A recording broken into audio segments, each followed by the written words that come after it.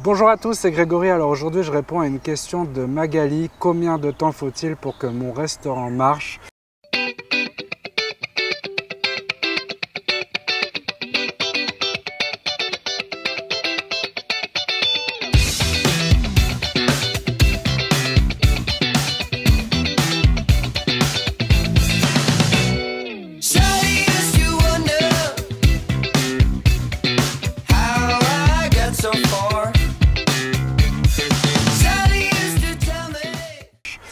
C'est une question qui est très difficile car je ne connais pas l'emplacement de ce restaurant qui aurait pu être un indice assez important pour répondre à la question.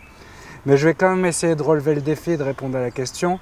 Alors Magali, il y a deux choses à savoir, c'est qu'aujourd'hui, si ton restaurant est un concept, un nouveau concept, s'il est innovant, il est communicant par lui-même. Donc généralement, si le restaurant ne se remplit pas rapidement, c'est-à-dire dans les 3 mois, c'est que c'est vraiment mal parti.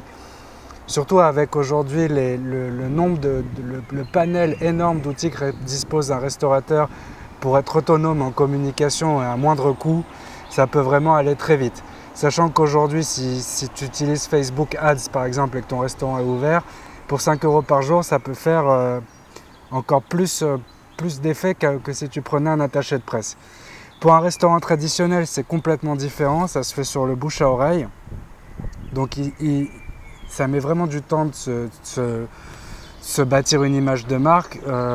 Nous, à l'époque, il y a 10 ans, quand on a ouvert Mian Fan à Montparnasse, j'utilisais beaucoup, on n'avait pas beaucoup de budget de communication, on n'avait pas encore ce boom des réseaux sociaux, ni le Facebook Ads, ni Instagram, etc.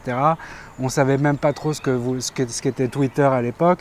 Et j'utilisais que du marketing relationnel, ça veut dire que j'essayais de valoriser mon offre à la parole, au cas par cas, client par client, et crois-moi, ça a pris vraiment un bon moment pour qu'on commence à se faire connaître. Donc ça a pris à peu près 1 an. Un restaurant traditionnel, ça peut être aussi innovant parce qu'aujourd'hui, il y a une grande diversification des offres sur la gastronomie française.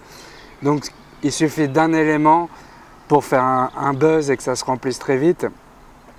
Mais en général, il y a quand même besoin de pas mal de communication et quand même du temps. Le temps que l'information circule. Voilà.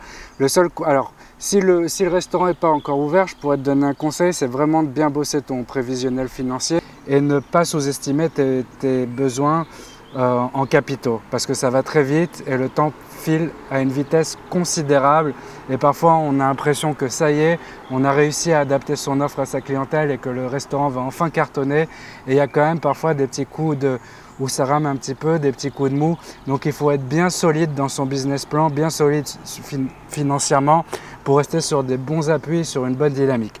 Voilà, c'était tout pour aujourd'hui. Je vous dis à demain.